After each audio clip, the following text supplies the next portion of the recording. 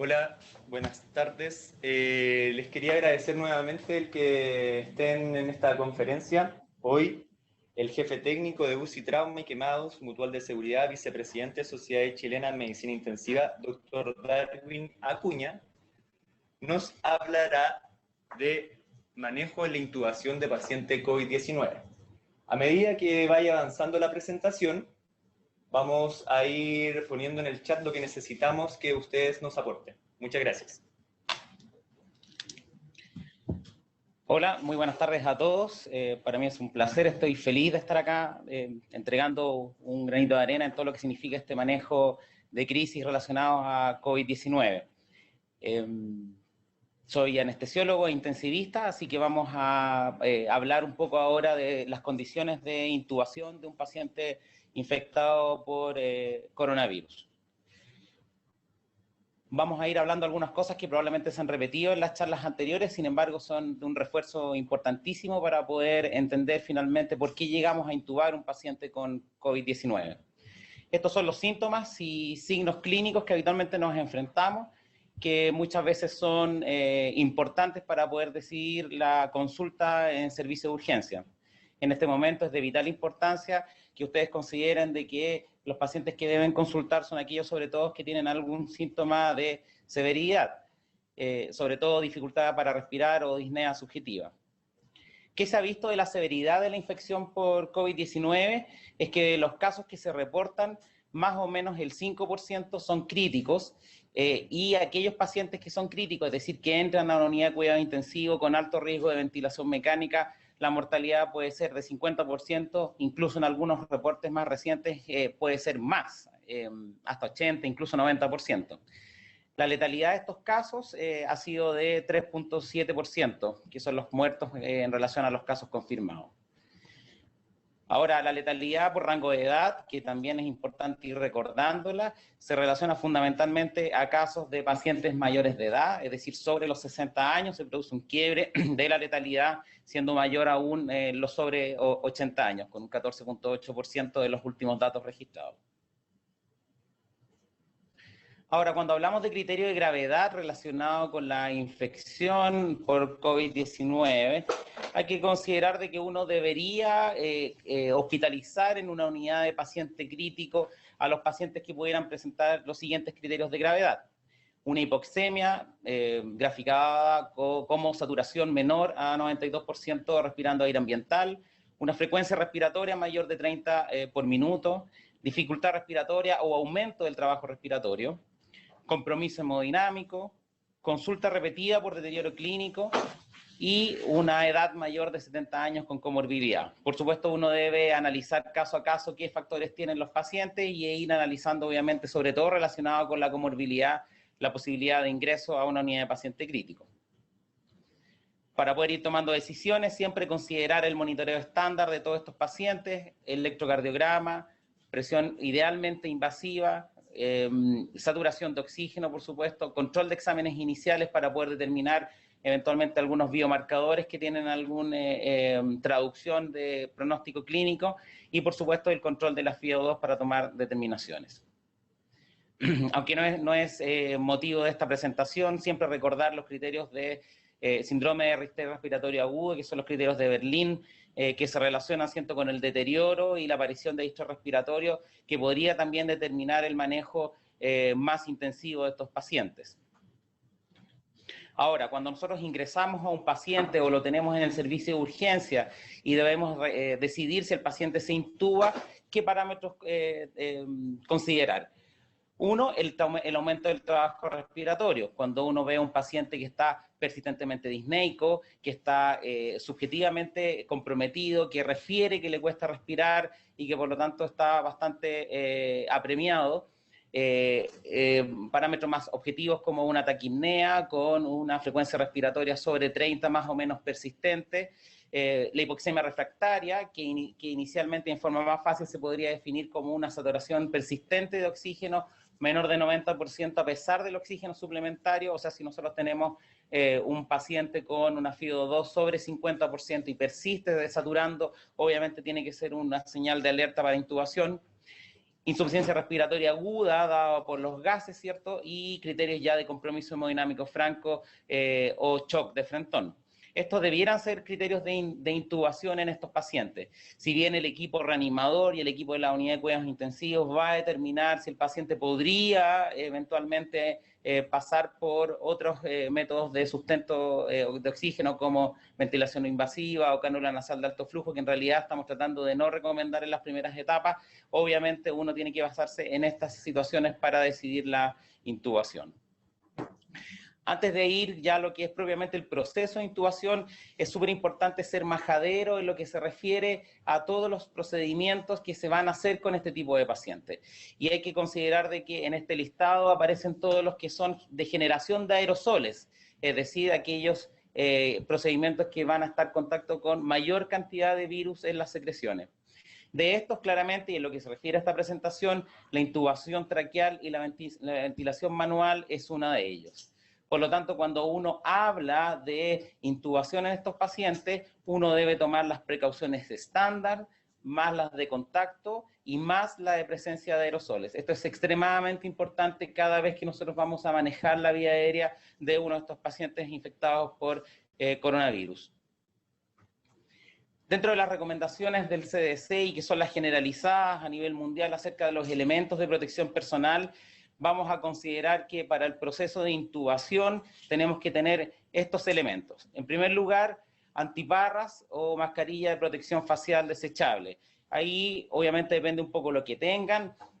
Pueden ocupar para protección ocular antiparras o estos famosos escudos faciales que vamos a ver después, que pueden ser ocupados para proteger los ojos. Después tenemos las mascarillas y ahí cambia porque desde la mascarilla quirúrgica nosotros vamos a empezar a ocupar ahora mascarillas de mayor filtro que son las N95 o las FFP2 que son también útiles en estos casos. El delantal de cuerpo entero desechable, que son las clásicas pecheras de cuerpo entero que ocupamos, que deben ser eliminadas después de su uso en esta etapa. Guantes limpios, no estériles, no es necesario ocupar guantes estériles para esta situación, pero sí tienen que estar limpios y desechables, por supuesto. El cubre calzado, si bien hay muchos lugares que están recomendando ocuparlo, es opcional, no es por ahora recomendado en forma estricta, pero podría ocuparse. Y arriba sale el uso de gorro, que también en algunos centros se recomienda. ¿Cuál podría ser la ventaja de usar gorro? Especialmente en las mujeres que tienen el pelo largo, ¿cierto? Y que protege mucho mejor de la posibilidad de contaminación. Recuerden que el uso de los elementos de protección personal es fundamentalmente para protegernos a nosotros, al equipo de salud, de la contaminación. Por lo tanto, el uso de gorro podría ser recomendado especialmente en mujeres. Es importante, insisto, seguir un poco la secuencia de uso de los elementos de protección personal fundamentalmente para poder hacerlo en forma segura. El delantal, en primer lugar, debe ser un delantal que cubre desde el cuello a las rodillas y ambas extremidades superiores y debe amarrarse por detrás del cuello y de la cintura, nunca amarrarlo por delante por la posibilidad de contaminación. Después tenemos las mascarillas, que son las mascarillas, sobre todo las N95, tienen bandas elásticas arriba y abajo de la mascarilla, entonces hay que asegurarlas en medio de la cabeza y en el cuello. Ajustar la banda flexible al puente nasal, eso es súper importante porque eso va a evitar que queden espacios alrededor de la nariz que pueda ser motivo de entrada de los aerosoles que estamos evitando. Y ajustar a la cara y debajo de la barbilla. Una técnica que a veces se recomienda es que una vez que esté colocada y ajustada la mascarilla en la cara, uno inspire y expire varias veces y perciba el escape del aire a través de la mascarilla y esas son las zonas de ajuste de esta. Las antiparras o mascarilla de protección facial o escudo facial debe colocarse, ¿cierto?, sobre cara y ojos y ajustarlos. Hay algunas personas que me han preguntado si se puede ocupar antiparras más escudo facial. Podría ser, pero es un poco redundante. Puede ser cualquiera de las dos por separado, perfectamente. Y finalmente el uso de guantes, que son guantes que no deben ser estériles, hay que ajustarlos en la muñeca y a veces lo que puede usarse también es unir, cuando no hay algunos que tienen el ensamble en el dedo pulgar, si no está esto, por ejemplo, se puede ocupar una tela que una, ¿cierto?, el guante con el delantal. En este video vamos a observar, perdón,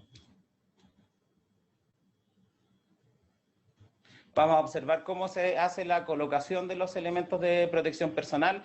No olvidar siempre que primero hay que hacer la higienización de manos antes de cualquier instalación de estos elementos.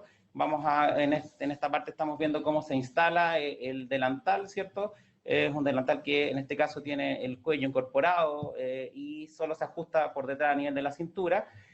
Posteriormente vamos a instalar la mascarilla N95 con ajuste detrás de la cabeza y en el cuello y ajuste en la cara a nivel de la nariz y abajo de la barbilla. En este caso vamos a ocupar gorro de protección y además el escudo facial, que es un escudo que en este caso, por ejemplo, tiene la mica y la esponja que se adhiere a la frente. Los guantes, que como dijimos no tenían que ser no estériles, y además en este caso vamos a ocupar una tela de selle y fijación que va entre el guante y el delantal. Con esto ya estamos preparados para entrar a la habitación del paciente.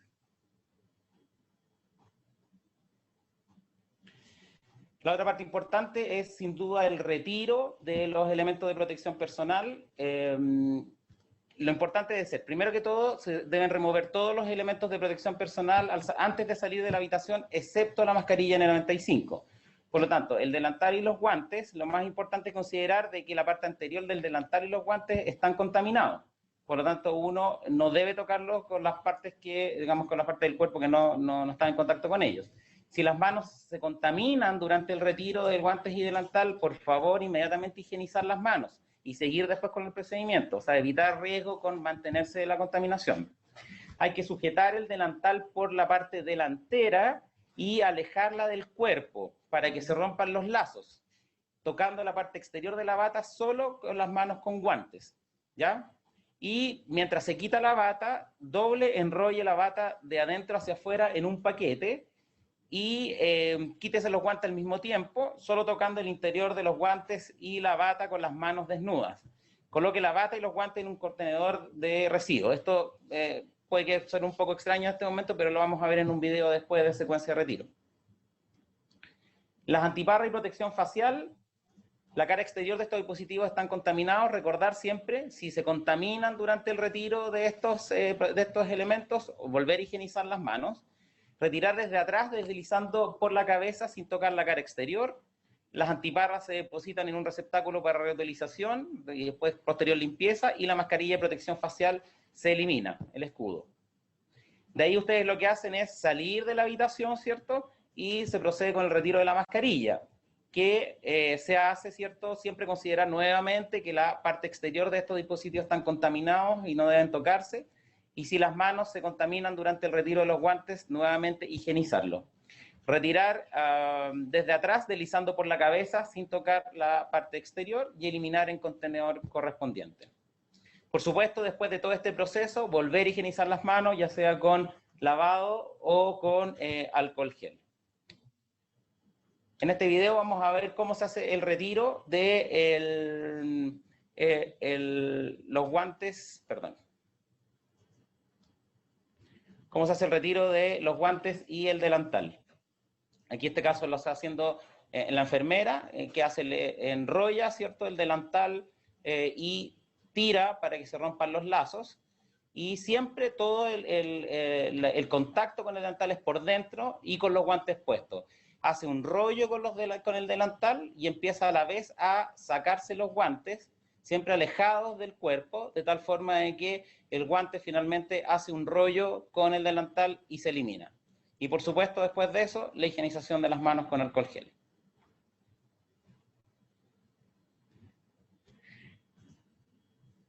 En este otro video vamos a ver lo que es el retiro del escudo facial desde atrás hacia adelante, alejándose del cuerpo y de las zonas no contaminadas, y posteriormente la mascarilla, retirándosela desde atrás, ¿cierto? El desplazamiento y alejándola del cuerpo, eliminándola en el tarro de desecho que tiene el país considerado. Y por supuesto después, en este caso, el lavado de manos.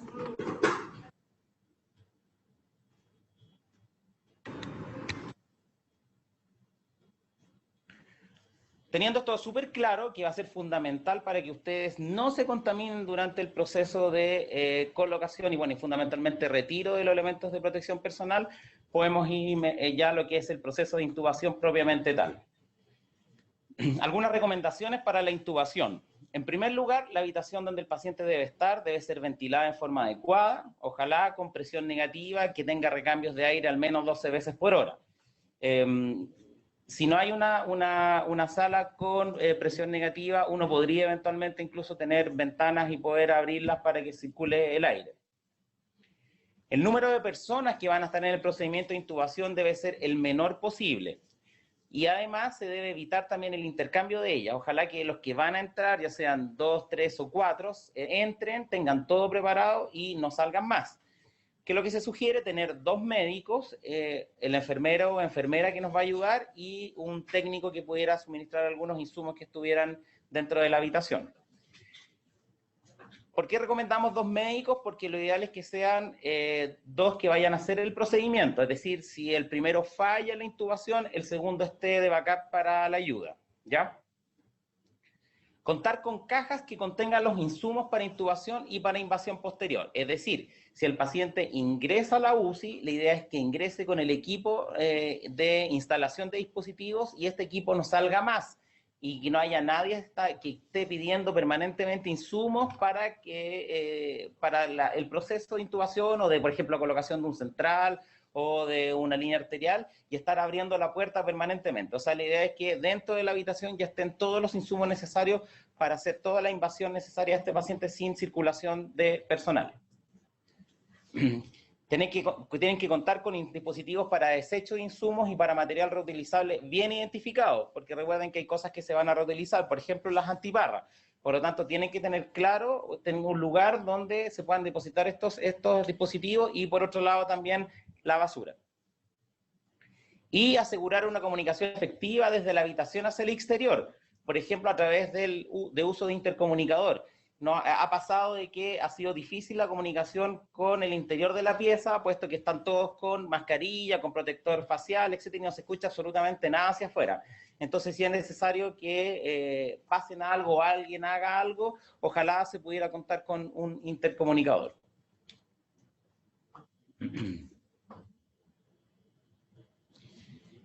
El manejo de vía aérea para estos pacientes debe ser fácil y expedito. Por lo tanto, debe ser reservado para el personal más experto, de tal forma de minimizar los intentos al máximo. ¿Quién es el personal más experto? Probablemente el intensivista y o el anestesiólogo. Por lo tanto, dependiendo del setting donde estén, del ambiente donde estén, deben incorporar al que ustedes crean que es el más experto en intubación. Si está disponible, que yo sé que no está disponible en todos los lugares, pero si es así, ocupar el videolaringoscopio, que es una técnica que facilita mucho la técnica de intubación, pero además evita de que uno esté cara con cara en el paciente durante la intubación. Cuando uno hace la laringoscopia directa, tiene que acercarse mucho la cara a la cara del paciente en este caso. Por lo tanto, el videolaringoscopio permite poder mantener una distancia mayor y, por supuesto, evita también el contacto con aerosoles.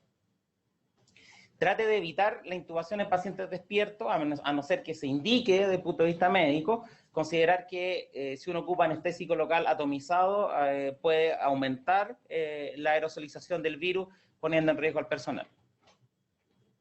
Si usted va a entrar a la pieza de la habitación, ingrese con estos elementos idealmente. Son elementos de un carro o una mesa de intubación, que debe contener, en primer lugar, el laringoscopio, ¿cierto?, la jeringa para inflar el CAF, el tubo, ahí nosotros colocamos un tubo, pero lo ideal es entrar con varios tubos, 2 o 3 tubos que puedan ser de backup en caso que falle otro.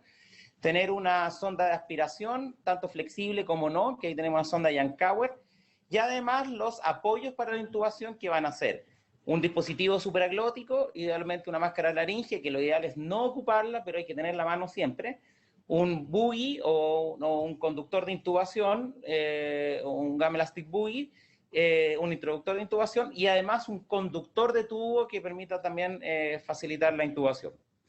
Y si tiene disponible, como les decía, el videolaringoscopio al lado de la mesa de intubación para ocuparlo. O sea, yo creo que si lo tienen disponible, ustedes deben intubar con el videolaringoscopio. pero evidentemente si no, lo pueden tener de ayuda. Si bien nosotros tratamos de incentivar el no uso de la ventilación manual, sí en algunos casos puede ser necesaria durante la intubación. Y aquí la recomendación es tener el famoso AMBU o ventilador manual conectado siempre a un filtro bacteriano y ahí a la mascarilla, tal como aparece en la imagen. Es súper importante evitar, ¿cierto?, los riesgos asociados al aerosol, por lo tanto, estos dispositivos deben ir acompañados de un filtro bacteriano. Y lo otro que también es importante, que la conexión del ventilador mecánico, la conexión al tubo debe ir, ¿cierto?, con el circuito cerrado habitual que nosotros ocupamos para aspiración, pero además, antes de ingresar al circuito, ojalá también con un filtro que debe ser humidificador, y porque vamos a ocupar humidificación pasiva, y además un filtro asociado bacteriano y viral para que no pase al circuito, ¿cierto? Y se evite sobre todo la salida de los gases del ventilador hacia el ambiente. ¿Cuál es la técnica de intubación? En primer lugar, nosotros cuando nos disponemos frente al paciente debemos preoxigenarlo, ojalá por 5 minutos. Es súper importante porque esto nos va a dar la reserva de oxígeno necesario para las distintas fases de la intubación, porque puede que la intubación inicialmente no sea tan fácil. Entonces, si queremos evitar la ventilación manual, debemos tenerlo bien preoxigenado para la reserva de oxígeno. ¿Cómo se hace? Habitualmente uno lo puede hacer con una mascarilla de recirculación, con una FIO un poco más alta. A veces hay pacientes que van a estar conectados, por ejemplo, a la ventilación no invasiva antes de la intubación, y también se puede preoxigenar con eso, o con la cánula nasal de alto flujo. Si es un paciente que está ingresando, lo más recomendable es ocupar una mascarilla de recirculación para la preoxigenación.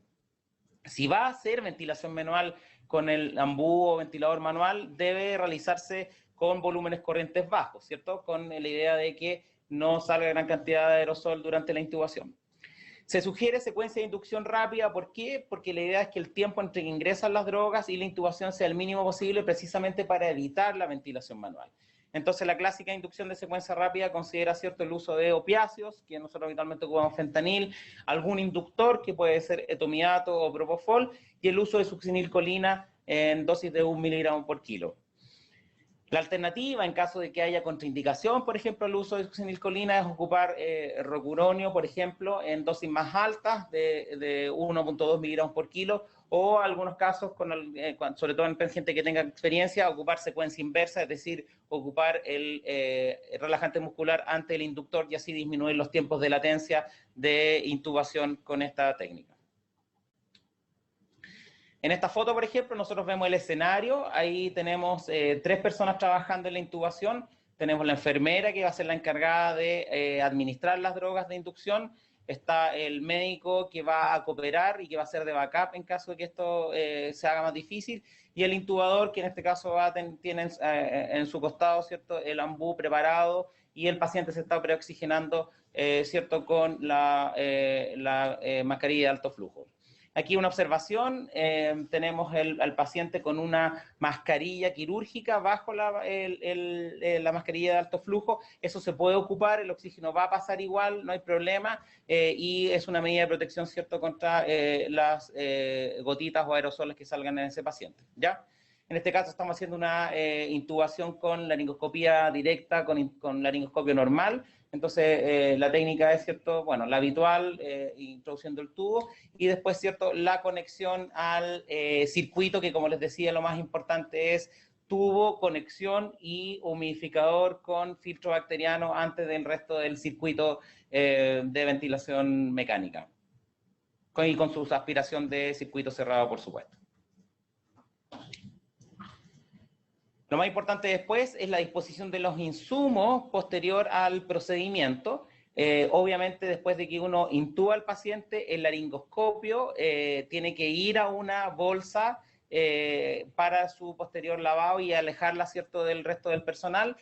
Por eso algunos que preconizan también la técnica del doble guante durante la intubación, es decir, yo enrollo el laringoscopio o la hoja con el guante, con el segundo guante. Y si uno ocupa el videolaringoscopio, también la hoja de intubación va a un lugar para su posterior limpieza. sellar todo el equipo usado en las vías respiratorias en una bolsa de plástico con cierre doble, ¿cierto? Y luego de retirarse para descontaminación y desinfección sin tener que contaminar al resto del equipo. Para terminar, entonces, ¿cuáles son los mensajes para llevar a casa o a la unidad de cuidados intensivos? En primer lugar, el paciente con insuficiencia respiratoria aguda por COVID-19 tiene una alta probabilidad de requerir ventilación mecánica y para eso tenemos que estar preparados. Tenemos que tener la capacidad de nuestro equipo de salud de poder manejar la vía aérea de nuestros pacientes. La intubación es considerado como un procedimiento productor de aerosoles, por lo tanto debemos ocupar los elementos de protección personal adecuados. Y ya los vimos, fundamentalmente, ¿qué hace la diferencia con un paciente, con un personal de salud que no maneja vía aérea? Es protección ocular y fundamentalmente mascarilla con mayor filtro, que es la N95. Preparar la habitación con insumos para evitar la circulación hacia el exterior. La intubación debe ser realizada por el más experto. Muy importante la preoxigenación prolongada. Evitar ventilación manual, se sugiere la secuencia de inducción rápida, tal como lo estábamos comentando. Si está disponible, usar videolaringoscopio. Y por último, desechar correctamente los insumos, evitando la exposición al virus. Redondeando un poco todos estos conceptos, el equipo de salud en estos casos debe protegerse por sobre todo. De hecho, si ustedes se dan cuenta, todo lo que hemos conversado es pensando fundamentalmente, uno, en hacer una adecuada intubación para poder oxigenar pronto al paciente, pero además el proceso conlleva la protección del personal de salud. Eso es súper importante para evitar los contagios. Por lo tanto, todas estas recomendaciones tienen que ir pensadas en eso. Por favor, practiquen, hagan simulación, hagan ustedes manejo de los elementos de protección personales, sean supervisados para no cometer errores. Buen porcentaje del personal de salud que ha salido infectado en los distintos hospitales, sobre todo en China y en Europa, tiene que ver con el inadecuado uso de los elementos de protección personal y la contaminación durante ese proceso. Por favor, trabajen en eso para poder evitar contaminación. Muchas gracias.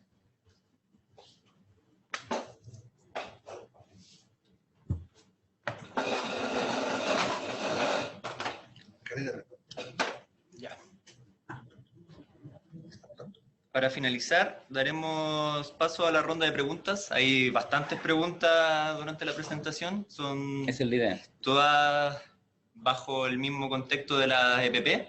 Así que, Doc, le voy a hacer algunas preguntas. Preguntan si hay alguna evidencia en la reutilización del uso de antiparras, ya que en varios hospitales dicen que se cuenta con pocos de ellas. A ver, es que hay que diferenciar las antiparras que uno ocupa, que habitualmente son de este plástico como tipo acrílico, esas son todas reutilizables. Lo importante es hacer limpieza adecuada de ellas una vez que se ocupen. Y habitualmente lo que se hace es hacer una limpieza con cloro, que es lo que está definido para todas las superficies y para todos los materiales que se van a reutilizar. Los escudos faciales, hay algunos que son definidos como desechables, y eso inicialmente yo creo que debemos considerar que sea así. Hay algunos escudos faciales que tienen la estructura que va por la cabeza, que son fijas, que se reutilizan y que después se limpian, y lo que se cambia es la mica, que es la que da finalmente la protección facial. Y eso también uno puede ocupar una por procedimiento o eventualmente también ante la situación de escasez podríamos vivir en algún momento, se podrían reutilizar.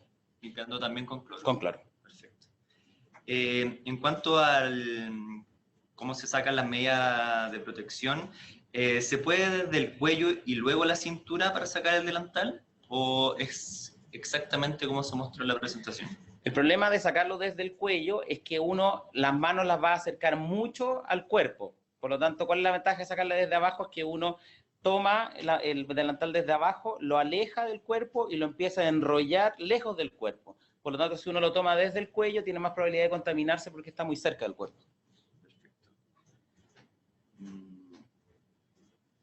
La N95, ¿qué se recomienda actualmente con la N95? ¿También es desechable o se puede reutilizar durante el turno? La mascarilla N95, por el material que tiene, siempre es desechable.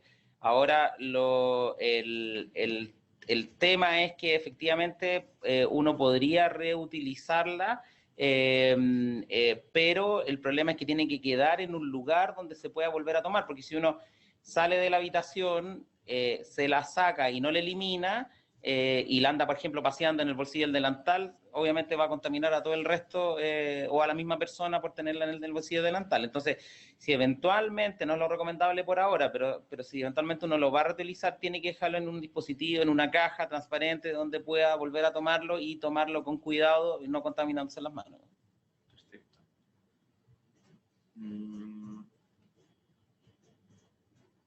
¿Considera a los kinesiólogos en el protocolo de intubación? Lo hemos discutido bastante. Por supuesto que sí, los kinesiólogos son parte del equipo médico. De hecho, muchos de ellos, la mayoría trabajan como terapistas ventilatorios, entonces por lo tanto que nos van a apoyar en todo el proceso. En esta etapa hay que considerar que la intubación puede hacerse en la UCI o incluso también en la urgencia. Muchas veces el kinesiólogo no está disponible en todos lados y por otro lado también el kinesiólogo no es finalmente el intubador en la mayoría de los casos. Entonces, uno podría considerar el apoyo del kinesiólogo probablemente después de la intubación para que nos ayude con el tema del ventilador. Ahora, si hay cierta experiencia en intubación o a lo mejor él podría ser una de las personas que ayuda en el proceso en sí con alguna función específica, sin duda que está considerado. Pero en esta etapa, en sí la intubación es un poquito más relacionada con un acto médico en donde el kinesiólogo, por supuesto, la acción va a venir después cuando ya nos ayude con la ventilación propiamente tal. Perfecto. O sea, se recomienda la menos cantidad de personas posible dentro del lugar donde se va a intubar. Hay recomendaciones generales, en varias de las presentaciones se ha dicho que se ha recomendado el corte de barba, pelo, etcétera. ¿Hay recomendaciones en cuanto a esto? Yo me preocuparía del pelo fundamentalmente, sobre todo en aquellas personas que tienen el pelo largo, y ahí la recomendación es ocupar gorro. En cuanto a la barba, la verdad que no hay mucha evidencia detrás de eso. Obviamente que la idea es que la barba tampoco esté, porque si tenemos una barba larga que cae por delante del delantal, sin duda que obviamente va a complicar. Pero si en el fondo es una barba corta que no va a estar en contacto con los aerosoles, obviamente pues puede ocuparse bien. ¿Se debe lavar la hoja del videolaringo? Del CIMAC. Sí, claro. De hecho, cuando unas intubaciones, por ejemplo, en anestesia con el CIMAC, la hoja del videolaringoscopio tiene un proceso de lavado y eso es lo que se hace siempre, digamos. Aparte, recuerden que para los que conocen un poco el CIMAC o algún tipo de videolaringoscopio, la pala del laringo obviamente se separa de todo el resto del circuito, por lo tanto queda individual y uno no tiene su técnica de lavado definido, y aquí en este caso hay que hacer con una solución de cloro también. Hay un protocolo. ¿El filtro bacteriano es útil en virus? Se preguntó en bastantes ocasiones. Ya, sí, cuando uno habla de filtro bacteriano es como el nombre genérico, la verdad, pero la mayoría de estos filtros bacterianos filtran tanto bacterias como virus, por lo tanto incluso hay algunos ahí mostré la foto de que hay algunos que dicen B corta, B larga, eso quiere decir que filtran efectivamente virus y bacterias. ¿Y debe ir, con relación a lo mismo, debe ir en la rama expiratoria? Lo que pasa es que la recomendación, ojalá, es que lo que pasa es que en ventilación mecánica de UCI, uno lo que va a ocupar es el filtro que además va a hacer efecto de humidificación. Por lo tanto, tiene que ir en el lugar donde mostré la foto, es decir, a la salida del codo. Primero viene el tubo, el codo, la salida del circuito de aspiración cerrada, y ahí viene el humidificador junto con el filtro, Víctor, que es la doble función en el fondo. En algunos casos se coloca igual un filtro que va a la salida de la rama expiratoria, como pasa, por ejemplo, en las máquinas de anestesia, pero lo recomendado es tratar de ponerlo al principio, ¿cierto?, para el tema de la humidificación también. Doctor, como anestesista, ayer también se le consultó bastante a los urgenciólogos, ya que en los SAPU y SARS, otras partes, no se cuenta a lo mejor con sedación ni bloqueo neuromuscular. Para mantener la sedación en esos pacientes, ¿qué recomienda principalmente? ¿Para la intubación, dices tú? Para la intubación y posterior a la intubación, en la mantención.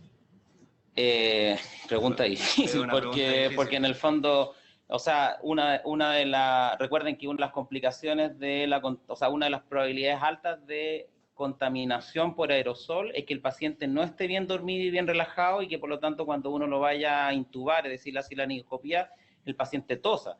Entonces, en el fondo, Yo creo que si uno no tiene los elementos necesarios para intubar un paciente de este tipo, o sea, no se puede hacer, digamos. O sea, si yo no tengo un buen inductor, un buen relajante muscular, lo que venga después de la sedación uno podrá soslayarlo o tratar de ver cómo lo hace, pero la intubación tiene que ser un procedimiento extremadamente seguro. Por lo tanto, si uno no cuenta con las drogas, con las medidas necesarias para poder hacerlo, yo sugiero no hacerlo, digamos, y derivar al paciente lo antes posible. Perfecto. Doctor, con respecto a lo mismo, si bastante gente está pidiendo si puede mostrar nuevamente las dosis para la intubación. Sí, claro.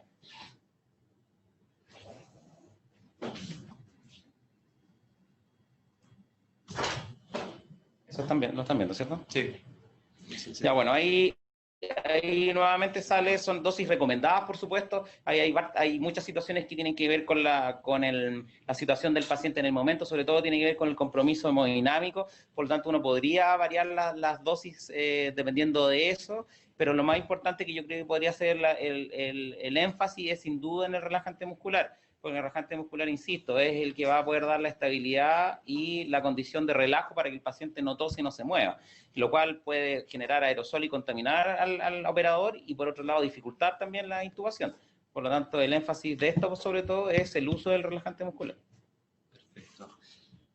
Preguntan, si bien se ha comprobado que el norovirus es resistente al alcohol gel, en este caso, ¿se puede utilizar alcohol gel con COVID-19 o se recomienda siempre el lavado de manos? Para la higienización de manos, Exacto. absolutamente sí. El alcohol gel se ha demostrado que inactiva el virus de todas maneras, por lo tanto, cada vez que uno higieniza las manos, puede ser con lavado de manos o con alcohol gel. Lo que sí siempre se recomienda es que la idea es que las manos no ocupar alcohol gel cuando haya evidencia de mano sucia, digamos, que eso es lo que hay que tratar de evitar, pero se puede ocupar perfectamente. Esto lo preguntaron ayer, pero sirve para reafirmar. ¿Se puede usar ketamina como fármaco inductor? Sí, claro, si se sabe ocupar bien no hay ningún problema. Es un buen inductor y que sobre todo mantiene la estabilidad hemodinámica. Bueno, hay muchas preguntas que son relacionadas más que nada con lo mismo. Así que la verdad vamos a hacer esta selección después de preguntas. Se van a subir a la página de Sochimi, tanto como posteriormente la de la urgencia y APS a Sochimo. Así que queremos agradecer al doctor. El día 23 de marzo se realizará la presentación de Sochimi a las 12 a.m., manejo de la vía aérea en un paciente COVID-19 por el kinesiólogo Armando Díaz, que vamos a seguir reforzando los contenidos. Los dejamos también cordialmente invitados a la videoconferencia de urgencia APS que se va a realizar a las 14 horas por el doctor Oscar Navea, manejo de ventilación de urgencia en paciente COVID-19. Los links de acceso se los dejamos por medio del chat. Y queremos agradecer esta convocatoria. Hemos tenido aproximadamente 6.000 conexiones de profesionales del área de salud en todas las partes de Chile desde el día martes 17. Agregar además que estas videoconferencias se van a repetir una vez más y posteriormente, una vez sean editadas, se van a subir a las páginas de Sochimi y Sochimo. Nuevamente agradecer al doctor Darwin por la disposición. Y muchas gracias a ustedes por participar en esto que nos acerca a un adecuado manejo de los pacientes COVID-19. Muchas gracias. Gracias.